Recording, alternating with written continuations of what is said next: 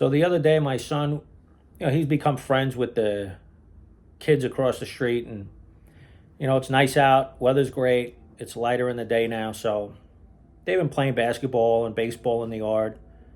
So it's been very cool to see him hanging out and having fun. But it was getting late one day, and he saw the kids playing again, and he wanted to go back out. I told him no. We had a long day. He had a meltdown. I know he was overtired and definitely emotionally overwhelmed. But he had a meltdown, and you know how that goes when you're a parent. They're really tough. I've learned through internal family systems therapy and parts work, which I continue to do now, that it could really trigger me, like a lot of parents. And I could have met him with my own anger, right? You're not listening to me. I'm taking it as a form of disrespect. He's not obeying me. And I could have punished him, right? Or just sent him off to his room by himself. Or I could have just watched him cry like that, been annoyed, gave off that sense of like, what are you crying for? And let him be. Let him be by himself. And, that wouldn't have been the healthiest either. For me, with IFS, I've learned that a moment like that could create an exile, right? A childhood wound within him.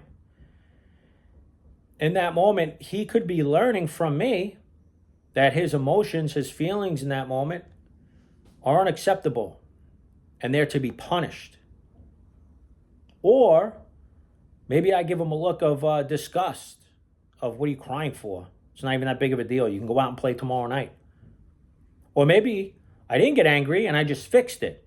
Fine, go out, play with your friends, whatever, right? Not giving him the opportunity to feel those feelings and feel the pain and be okay with it and learn himself how to work through it. Without IFS, I've done this in the past, and I know I would have stepped into that scene and it would have been triggering for me. And I would have handled it, like many times in the past, very unhealthy. And I am a firm believer that this is where emotional abandonment plays out. This is what it looks like. Now, I can have a bad day here and there because I'm not perfect and I understand that. But when parenting is like this, over and over and over and over and over again, for years on end, that's emotional abandonment. That's where that exile and that wound is created. And my son would have to figure it out on his own. And in 10, 20, 30 years to come, it's going to play out. And I'm a firm believer in that because I could see it within myself and in my own life. That wound that was created within him in that moment is going to play out in his own life. Right? Whether it's in a relationship, his own marriage, with his own children, feelings could be a huge trigger for him.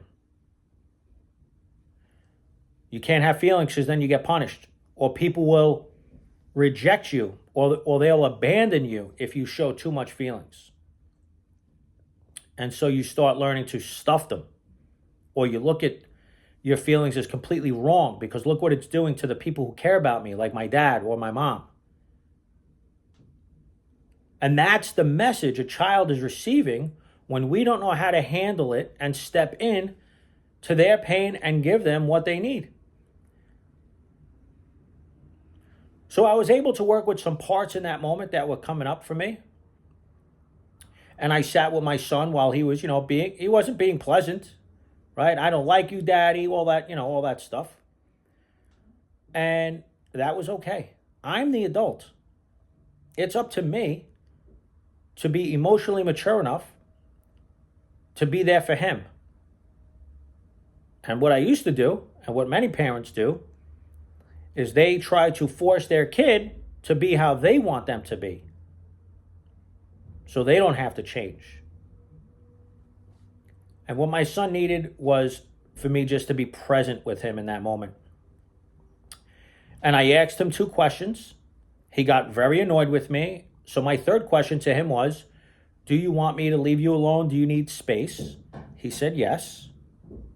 I didn't just storm out of the house, right? It was just all done with compassion. I understand.